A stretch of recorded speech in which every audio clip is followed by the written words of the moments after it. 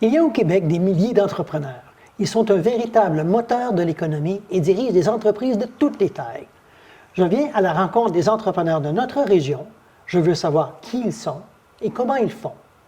Aujourd'hui, j'accueille Maxime Chamberlain, qui est le copropriétaire de la base de plein air de Mont-Tremblant. Bonjour et bienvenue. Merci beaucoup. Donc, votre entreprise est une institution dans la région, mais ce n'est pas tout le monde qui la connaît. Alors, décrivez-moi, c'est quoi la base de plein air de Mont-Tremblant? Absolument. Ben, en fait, c'est ça. Ça fait quand même un bout, la base de plein air Mont-Tremblant. Là. Ça a été fondé en 71 en tant que camp de vacances. Fait qu'en effet, on dirait que ça fait partie du paysage de la région, mais c'est en fait pas tout le monde qui la connaît. Fait qu'en 71, c'est ça, création du camp de vacances de la base de plein air Mont-Tremblant, dans le temps, la base de plein air Saint-Jovite. Donc, on est vraiment un camp de vacances plein air au sens traditionnel. Donc, on accueille beaucoup de jeunes de 7 à 17 ans l'été, spécifiquement pour la saison estivale, pour des camps de vacances. Donc, on reçoit une bonne 500 à 1000 campeurs qui viennent chaque été au travers de l'été. Passer 1, 2, 3, 4 semaines chez nous pour profiter de la nature. On est sur le bord du lac Masquinongé à Saint-Jovite. Donc, on a accès au lac, on a accès à la forêt, la rivière. Donc, on s'amuse. Ça, c'est vraiment le core de la business. Par contre, on a aussi tout le reste de l'année où on accueille des écoles en classe nature de la région et de la région de Montréal, de la région d'Ottawa. Et des groupes sportifs, des familles qui veulent un endroit pour se rassembler en grands groupes. Profiter de la nature aussi. Donc, c'est un peu le portrait global rapide. Là. Je vais essayer de décortiquer ça un peu. Donc, premièrement, ça fonctionne à l'année longue. Absolument. Ouais. OK, donc je pense qu'il y a peut-être des gens qui n'auraient pas pensé ça. On connaît ça comme un camp de vacances, mais ça fonctionne à l'année longue. Oui, Okay. tout à fait. Donc, quand on décortique les activités que vous avez, on vous voit sur le bord du lac Masquinongé, mais c'est pas juste ça. Votre territoire couvre beaucoup plus que ça, ce petit camp-là. Oui, exact. On voit la pancarte sur le bord de la 327, mais on voit les installations sur le bord du lac, en effet. C'est sûr que le lac, c'est le joyau du camp. Là. On l'aime beaucoup, on l'utilise tous les jours. Mais de l'autre côté de la rue, on a aussi toute une forêt là, à travers laquelle la Diable passe aussi. Donc, on a un gros terrain de jeu qui est dans la forêt pour faire plein d'activités diverses, aussi en forêt et à la rivière. Donc, c'est ça, la partie là, qu'on voit sur le bord du lac, c'est juste la pointe de l'iceberg, là, si on veut. OK. Donc, pour bien vous comprendre, il faut savoir que c'est une assez grande installation. Donc, pour la saison estivale, ce que les gens connaissent le plus, c'est les camps de jour. Alors, camp de jour à partir de cet été 2025, c'est une nouveauté pour nous. On voulait offrir une option de camp de jour aux populations avoisinantes où on est vraiment en nature. Il y a plusieurs options qui s'offrent aux gens dans la région.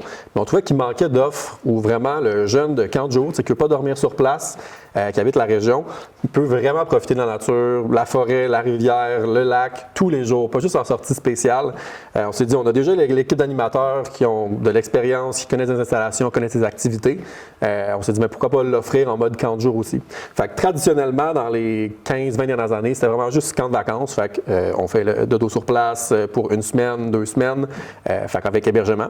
Par contre, la formule camp de jour, là, on l'implante cette année avec notre équipe d'expérience. Donc, c'est un bel atout là, qu'on veut offrir. Donc, le camp de jour, c'est un ajout. Ouais. Mais autrement, on venait dormir 1 semaine ou 2 semaines. Exactement. Des familles ou juste des enfants? Juste des enfants. Fait qu'on n'est pas un camp familial, on est un camp vraiment de séjour, d'hébergement. Fait qu'on prend les jeunes de 7 jusqu'à 17 ans selon le programme. Puis on leur fait profiter de la nature, on les fait vivre une expérience de groupe, de gang. C'est vraiment spécial, là, le camp de vacances. Moi et mon copropriétaire, Marco Patriarco, les deux, on a grandi sur des camps. On a vécu tous nos étés dans des camps en tant que campeurs, moniteurs, chefs de camp, directeurs. On les a tout fait. On adore ce contexte-là qui est quand même unique. On retrouve pas ça ailleurs, selon moi. De vraiment vivre en petite communauté avec des gens qu'on ne connaît pas le dimanche, puis rendu le dimanche d'après, après 1 semaine, on a vécu toute la semaine ensemble, on a tout fait nos activités ensemble, pas de téléphone, pas de cellulaire, pas d'écran. C'est vraiment un autre monde parallèle que moi, j'adore. Là. OK, donc, tu as cette activité-là, surtout en été. Est-ce que les gens peuvent venir juste comme profiter des installations, à part le camp de jour, ou est-ce qu'on peut juste aller là? Ouais, pendant l'été, on est vraiment on est trop occupé pour recevoir les gens autres qu'en formule camp de vacances. OK. Fait qu'on on garde vraiment toutes les installations pour les jeunes, pour les enfants. Mais hors de la saison, donc de fin août jusqu'à début mai environ, on a accès en location ou en accueil de groupe. Fait que, disons qu'un groupe sportif veut louer les installations pour dormir. Mais on est une option un petit peu moins chère aussi qu'un hôtel en région. Puis qui peut avoir tout le monde ensemble, sur le bord de l'eau, dans les salles communes. Fait que c'est comme un gros Airbnb là, qu'on peut imaginer. Vous pouvez accommoder jusqu'à combien de monde? Alors, si quelqu'un est motivé, on a jusqu'à 210 lits. Fait que ça, c'est pleine capacité. On a un bâtiment de 120 lits, l'autre qui est 60. Puis on a de l'extra là, quand vraiment les gens en ont besoin. Mais c'est vraiment c'est des lits de camp, là, donc 2 étages, c'est confortable. On a que des bons commentaires. Mais c'est sûr que c'est pas l'hôtel, mais on ne paye pas non plus pour le prix de l'hôtel. Mais vous avez à gérer tout ça. Donc, vous avez à gérer premièrement la bouffe, vous offrez la bouffe? Absolument. On a une cuisine commerciale sur place. On fait tous les repas. À partir du mois de mai, là, on a beaucoup d'écoles qui viennent en classe nature. Fait qu'on a des écoles de 50 à 120 élèves environ. Fait qu'on doit nourrir ces jeunes-là jusqu'au début du camp. Quand le camp de vacances commence fin juin, là, le 22 juin cette année, jusqu'au 17 août, même chose, 3 repas par jour, 150 bouches à nourrir avec les employés, avec tout le monde au camp.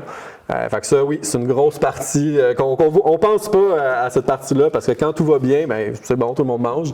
Mais en arrière, ça prend une grosse équipe pour faire rouler ça aussi. Oui, non, mais pour avoir moi-même participer à des camps semblables, là, on loue la place, on va faire, mettons, du ski de fond. Ouais. Puis je sais que c'est bien le fun, mais il y a beaucoup de travail à organiser tout ça. J'imagine aussi que vous devez obtenir des accréditations pour ci et pour ça. Oui, absolument. Mais en fond, la plus grosse qu'on a, nous, c'est l'Association des camps du Québec. On est membre. Ça, c'est l'organisme qui régit, dans le fond, tous les camps de vacances, camps de jour au Québec. C'est une façon aussi pour le parent, pour le client, de voir qu'on respecte certains standards. Fait que c'est vraiment, c'est l'association qui régit tous les standards de camps de vacances. Fait que autant pour les installations que pour la formation des animateurs ou du personnel. Je me souviens pas combien de points, là, plusieurs, peut-être 2000 points à respecter chaque année. À chaque 3 ans, on a une inspection qui vérifie qu'on répond encore à ces critères-là. Fait que pour nous, c'est sûr que ces guidelines-là, c'est les plus exigeants en termes d'organisation du travail et des installations. Puis aussi, bien, tout ce qui est cuisine, évidemment, on est aussi régi par la MAPAC et toutes les règles sanitaires. Mais ouais, on doit passer à travers ces accréditations-là aussi. Puis j'imagine aussi que votre personnel doit être accrédité. Ouais. Parce que... Exact. Ben, sous le chapeau de l'ACQ, l'Association des camps du Québec, eux demandent certaines accréditations aussi de notre staff. Fait que ce soit autant pour les formations d'animation pour s'occuper d'enfants, ça prend une certaine formation pour ça. Premiers soins aussi. Donc, on a plusieurs formations qui sont demandées par l'ACQ, puis eux s'assurent qu'on respecte les différentes formations qui s'appliquent aux différentes personnes dans le camp. Là. Puis vous avez combien de personnel? Oui, ça varie beaucoup. Oui, j'imagine. L'été, c'est la grosse saison. On embauche près d'une 60aine de personnes pour 2 à 4 mois, là, selon les personnes. Autant le staff de cuisine que d'animation. On a des sauveteurs aussi sur place. On a un centre de location canot-kayak aussi qui est sur nos installations, ouvert au public aussi. Donc, en tout et pour tout, là, on a entre 50 et 60. Donc ça, c'est saisonnier pour l'été. Exact. Puis le reste de l'année, on est sur une base d'environ 10 à 12 employés. Puis on a souvent des renforts qui viennent. On a quand une école qui débarque à 150 élèves pour 2 jours, bien, c'est sûr que ça nous prend nos animateurs de l'été, on les rappelle, puis on leur fait venir faire revivre un peu le camp en hiver ou à l'automne. Non, mais normalement, je veux dire, en basse saison, votre personnel de base, c'est une dizaine? Oui, une dizaine, exact. On a une équipe de gestion restreinte environ 5 membres de la direction, puis 5 autres personnes qui nous épaulent là, pour la gestion du bâtiment, de la cuisine et de tout le reste. Là. Il y a combien de bâtiments? 2 bâtiments, mais c'est vrai, c'est un bon point d'en parler parce qu'il y a beaucoup de camps de vacances qui fonctionnent sous des cabines, des petites cabines d'environ une dizaine de personnes, un peu réparties partout sur le terrain. C'est ce que j'avais connu moi quand je faisais ça. Beaucoup de camps aussi qui sont en tente, donc il y a peut-être un pavillon et des tentes. Nous, on est sur un modèle complètement différent. On est comme une grosse auberge, on veut, car on a 2 grands bâtiments, comme je disais tantôt, là, un d'environ 120 de capacité, l'autre d'environ 60. Puis tout le monde dort là. Donc on est vraiment séparés sur des étages. Fait que les jeunes garçons ont un étage, étage, les plus vieux garçons un étage, des jeunes filles un autre étage sur une autre section, les plus vieux un autre étage sur une autre section. Fait qu'on mélange pas les gens, mais tout le monde est quand même dans le même bâtiment, puis se retrouve après ça aux aires communes. Puis avec des lits superposés. Oui, lits superposés, exact. Et j'imagine un niveau de bruit assez élevé. Ça dépend, en la saison. Pendant le camp de vacances, ça brasse un peu, mais les jeunes ont en masse de temps dehors d'aller se défouler. Fait que le soir, d'habitude, ils font un peu de bruit, après ça, ils vont se coucher. Bon, on va revenir dans quelques secondes pour parler de vous comme entrepreneur.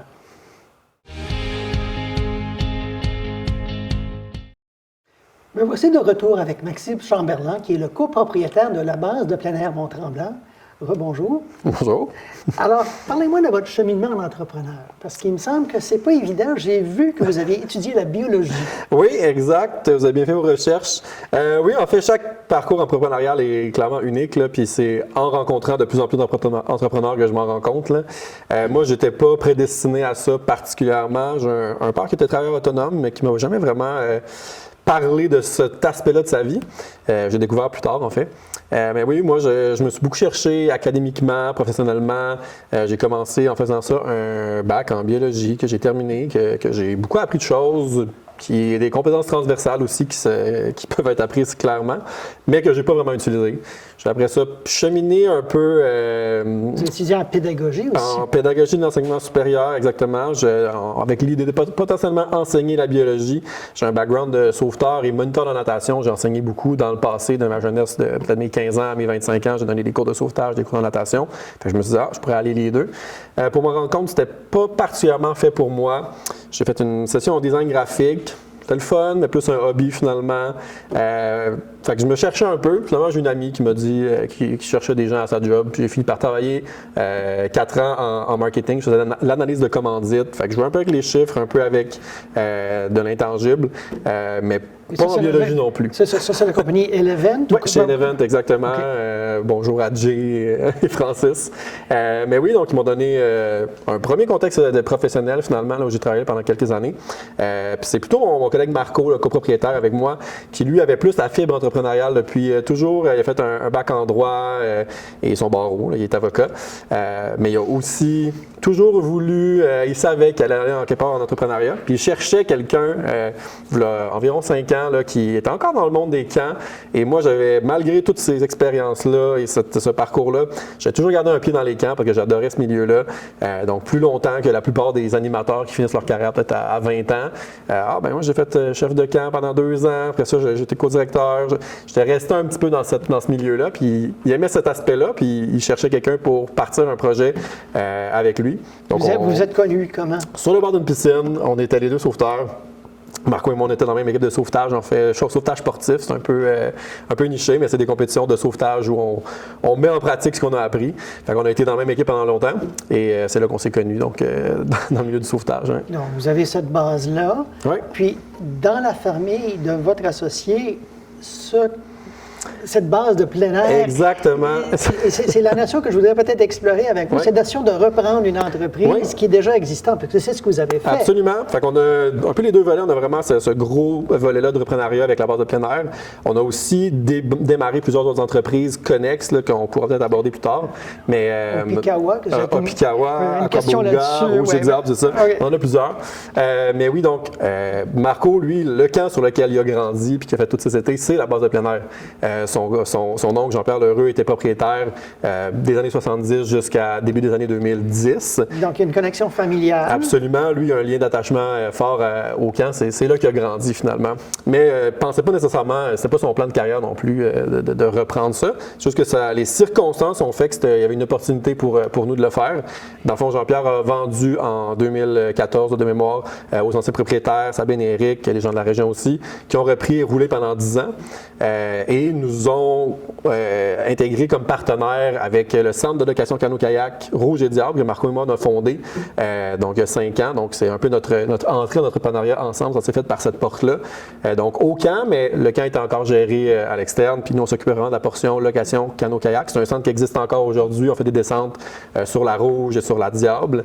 Mais c'est comme ça qu'on a mis un pied dans la porte. Et là, 2 ans, Sabine et Eric nous ont annoncé qu'ils cherchaient à vendre.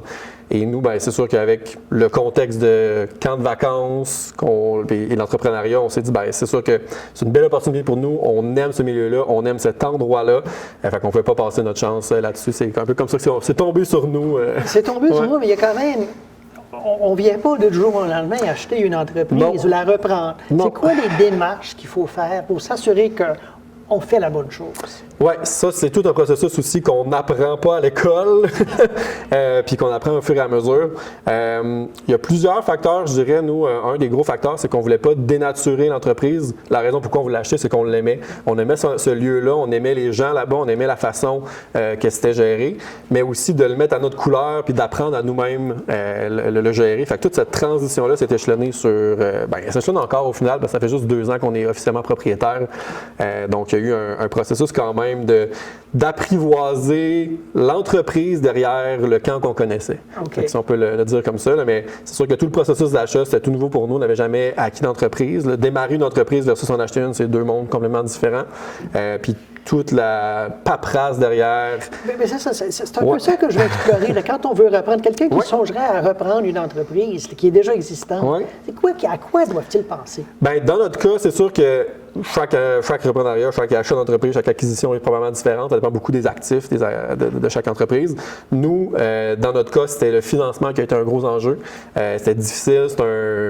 C'est un milieu que les banques traditionnelles, disons, on touche pas trop. C'est un peu trop abstrait. C'est pas assez. On fait pas des boulons, là, tu sais. C'est qu'on n'a pas quelque chose d'aussi solide, disons, au point de vue financier pour un banquier. C'est un service. C'est de proximité, c'est communautaire, c'est plein air. Fait que c'est pas nécessairement quelque chose que les banques ont une case facile à cocher. OK. Financement. Il faut trouver du financement. Ensuite,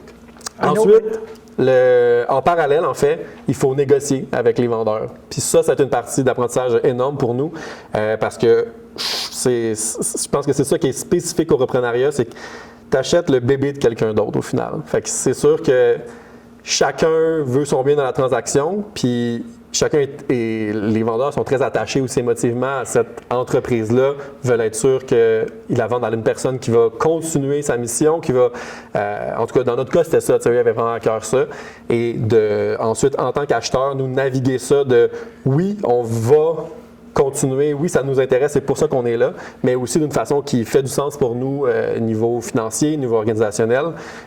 Donc c'est un peu, oui, je vous le vends pour tel prix, mais ne changez pas la couleur des murs. Il n'y avait pas des conditions aussi, on n'aurait pas beaucoup changé la couleur des murs, on voulait garder le look, mais il y avait un peu de ça sans que ça soit écrit au contrat. On était libre de faire ce qu'on voulait avec cette entreprise-là après, mais dès qu'on s'est assis à la table, c'était clair pour nous qu'une des raisons pourquoi eux voulaient nous vendre, c'était parce qu'on avait l'intention de continuer cette mission-là. Je pense qu'il y en aurait qui auraient pu vouloir raser, faire des condos. Ça ne nous intéressait pas. Nous, ce qu'on voulait, c'était faire un camp de vacances. Fait que cette partie-là, c'était au cœur des discussions. Donc, quelqu'un qui songerait, mettons, à reprendre une entreprise, le fait d'établir avec les vendeurs un peu les attentes, si c'est le bébé du vendeur, ça aiderait à la transaction. Absolument. Je pense si vraiment continuer. Dans le cas d'une PME, une grande compagnie qui en achète une petite, ça doit être une relation complètement différente. Dans notre cas où c'est vraiment 2 acheteurs, 2 vendeurs, on se parle de façon très humaine. C'est sûr que ce lien-là est super important. Puis de comprendre l'autre personne, dans quelle situation elle est, autant d'un bord que de l'autre. Pour nous, c'est difficile de se mettre dans la peau de quelqu'un qui a roulé cette business pendant 10 ans, qui fait ça tous les jours, c'est ça sa vie, puis veut s'assurer de faire une bonne passation. C'est de comprendre qu'est-ce que nous, on doit apporter à cette transaction-là pour que ce soit des facteurs gagnants pour tout le monde. Donc, c'est de comprendre les gens de qui on achète. Absolument, ça c'est sûr. Ouais. On va revenir dans quelques minutes pour parler un peu des défis et de l'avenir de la base de plein air de Mont-Tremblant. À très bientôt.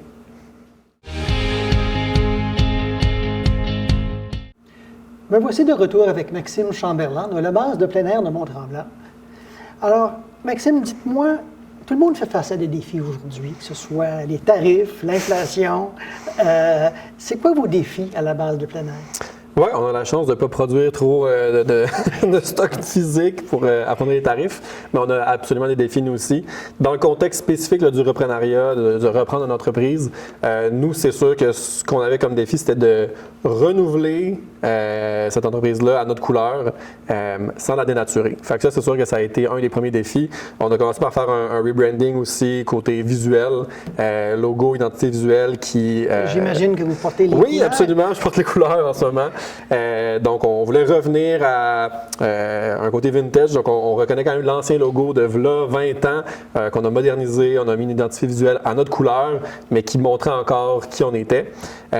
Et à travers ce rebranding-là, il y avait aussi toutes les opérations qu'on voulait quand même faire croître. On avait une recette qui fonctionnait bien avec le camp de vacances depuis une vingtaine d'années, et même plus. Mais on voyait le potentiel aussi dans ce terrain de jeu dont on parlait au début de l'émission, là, avec tout le terrain qu'on a, un accès au lac. C'est de plus en plus rare, l'air de rien, d'avoir ce real estate-là. Donc, nous, c'est sûr qu'on voulait l'utiliser pour faire venir encore plus de clientèle chez nous, faire profiter de la nature à d'autres personnes de façon différente. Fait que, on a clairement eu des défis d'organiser cette croissance-là, tout en apprenant le métier de gestionnaire de camp, d'entrepreneur.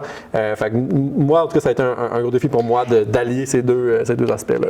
Qu'est-ce que vous avez eu à apprendre à faire? Oui, bien, en entrepreneuriat, personne ne nous montre rien. Il faut tout trouver nous-mêmes ou s'entourer des bonnes personnes.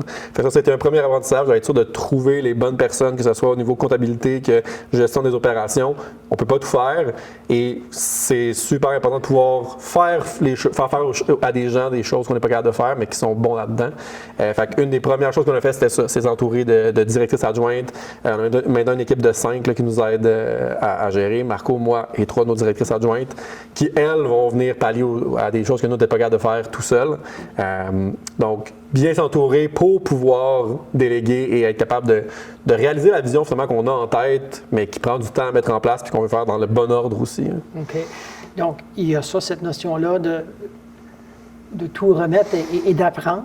Mm-hmm. C'est quoi qui a été le plus difficile pour vous dans tout ça? Ça a été une transition pour moi personnellement et pour Marco de passer d'être employé avec un salaire dans une entreprise de façon assez stable et sans avoir à s'inquiéter de grand-chose. On se lance dans le vide, on prend un prêt important à la banque, on a des exigences à respecter, puis on devient un peu nos propres patrons et on est les seuls responsables de notre destinée. Fait que ça, c'est sûr que c'est la partie qui a été qui est difficile encore aujourd'hui de justement être capable de s'assurer que toute l'équipe et toute la business suit cette direction-là. Mais au final, c'est nous derrière là, que s'il y a de quoi, si ça va pas, s'il y a de l'incertitude économique, s'il y a quoi que ce soit, bien, c'est nous derrière qu'il faut être certain qu'on a les reins assez solides, autant du côté opérationnel que financier, que ça continue. Puis j'avais jamais eu, moi, en tout cas, une dizaine d'employés, que c'est ça leur job là, de vie. C'est pas des étudiants qui viennent juste pendant le camp de vacances, c'est ça qu'ils font de leur vie. Puis je suis un peu responsable en tout cas, je me sens un peu responsable de m'assurer qu'ils ont cet emploi-là puis que ça leur convient puis qu'ils peuvent vivre décemment. La notion de recrutement, que ce soit pour des postes temporaires ou d'été ou permanents, comment on fait pour trouver des gens? Oui. Ça varie beaucoup selon le poste. Nous, on a été très agressifs sur le recrutement. On pense que c'est super important. On vit dans un contexte de pénurie de main-d'œuvre. Par contre, on offre un service, si on veut, qui attire quand même les jeunes. T'sais, de passer son été dans un camp de vacances sur le bord d'un lac avec une gang, ça attire encore des gens, mais ils ont tellement accès à des emplois facilement, les jeunes en ce moment. Ils peuvent aller travailler à 2 minutes de chez eux à Montréal, comme ils peuvent partir chez nous. Nous, c'est de les convaincre qu'ils vont passer le plus bel été chez nous. Mais il y a aussi la notion de temps. Il faut être super réactif. Ils nous envoient leur CV ou ils nous envoient un message sur Instagram. Il faut leur répondre, il faut les mettre tout de suite dans la loupe. Il faut qu'ils rencontrent quelqu'un rapidement pour qu'on leur fasse imaginer que ça pourrait être ça leur été avant qu'ils s'imaginent d'autres choses. Parce qu'ils en ont plein des options, ça c'est sûr. L'été, est-ce que les gens restent sur place? Oui, fait qu'on a les 50 à 60 employés dont je vous parlais, là, plutôt pendant la saison estivale, on en a 55 qui dorment sur place, sont hébergés, logés, nourris sur place. Ça fait partie aussi du camp, là, donc même si il y en a qui habitent relativement proches, de vraiment vivre sur place en communauté, ça fait partie de l'expérience, fait que c'est souhaitable. On en a peut-être 5 à 10 dans les postes moins proches des enfants là, qui vont être de la région et qui ne dorment pas sur place. Mais oui, on offre ça à notre équipe et on trouve ça important de leur faire vivre l'expérience complète. J'imagine toutes sortes de défis qui pourraient être associés à une entreprise comme la vôtre, que ce soit de la météo, de l'environnement, gestion du risque avec les sauveteurs, équipement. Comment on se démêle avec tout ça? Oui, il faut s'organiser. Il faut vraiment s'organiser. Un des défis, si on revient au reprenariat, c'était de nous recevoir une entreprise qui était gérée par des gens qui la géraient très bien, mais à leur façon. Puis après ça, de comprendre, OK, bien, comment nous, on va pouvoir comprendre à travers tout ça comment ça a été fait. Puis nous aussi, étant plus jeunes, plus techno, on va dire, là, on est loin d'être des programmeurs dans nos ordi, mais on a quand même des outils technologiques qu'on utilise beaucoup. Puis de transformer ces opérations-là qui étaient plus faites papier, plus faites à la main, dans un système qui nous permet de nous organiser nos équipes pour justement que toutes ces prérogatives-là de sécurité, d'organisation, de formation, d'équipement soient toutes répertoriées et qu'on garde le cap là-dessus. Donc ça, vous avez mis à votre façon. À notre sauce, oui. mais un peu des choses comme l'entretien. Il y a des bâtisses à entretenir, il y a de l'équipement à entretenir. Comment on gère tout ça? Il faut trouver un patenteux. Dans notre cas, là, c'est vraiment ça. On a longtemps tendu des perches, on attendait de trouver la bonne personne. Là, en ce moment, assurément, il fait un travail exceptionnel. Mais c'est vraiment d'avoir quelqu'un de super polyvalent parce qu'on a un bâtiment qui est plus que centenaire. On a des installations qui sont des fois un peu, je vais dire artisanales, une chette dans le bois. Au final, ben, il faut quelqu'un qui s'en occupe pareil, mais tu ne vas pas faire venir un charpentier pour refaire la charpente. Fait que ça prend quelqu'un qui est super polyvalent, en qui on a confiance et qui garde le cap avec nous sur justement l'entretien des équipements aussi. Il y a des installations aquatiques aussi. Oui, absolument. Donc, ça, même chose, c'est de s'entourer de personnes qui sont capables de nous aider à les gérer parce que tout ça, ça serait juste impossible. Mais, oui. Puis, en termes de trouver des nouveaux clients, comment vous faites ça?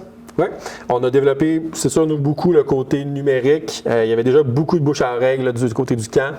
Donc, on avait déjà cette base de clientèle-là qui fréquente le camp depuis longtemps, des frères, des sœurs, des enfants, d'anciens animateurs ou autres. On a beaucoup planché sur le volet numérique pour faire rayonner un peu partout là, dans la région, à Montréal, etc., pour que les gens nous connaissent plus, parce que c'est un enjeu qu'on a identifié assez rapidement, que il y avait beaucoup de gens qui ne nous connaissaient pas au final, puis c'est pas qu'ils ne voulaient pas venir, c'est qu'ils ne nous connaissaient pas. Donc ça, c'est sûr, ça a été un gros chantier, puis on continue toujours à s'adapter aux nouvelles réalités, marketing et compagnie.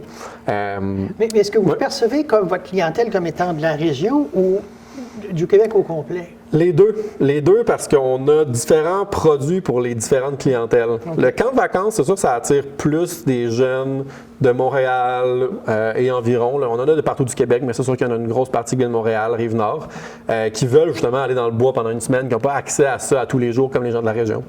Par contre, nous, avec mettons, le camp du jour, fait que l'aspect d'avoir des jeunes qui viennent le matin et qui repartent chez eux le soir, ça, c'est une nouvelle clientèle régionale qu'on aimerait aller chercher parce qu'on pense qu'on leur offre quelque chose de super intéressant pour eux qui n'ont pas nécessairement accès ailleurs, même s'ils habitent dans la nature, on va dire. Il n'y a pas beaucoup de camps qui offrent cette option-là de vraiment aller sur le lac, dans la forêt, tous les jours. On voit plus du gymnase, on voit des cours d'école. Fait que nous, on essayait de se dire, bien, comment on peut offrir ça à notre clientèle régionale, locale. C'est comme ça qu'on l'a trouvé. Maxime Chambernard, merci. Voici, c'est la fin de cette émission d'Entrepreneurs en Action. Je m'appelle Daniel Drolet. Je vous invite à suivre les autres émissions dans la série et à nous voir sur les médias sociaux. À la prochaine.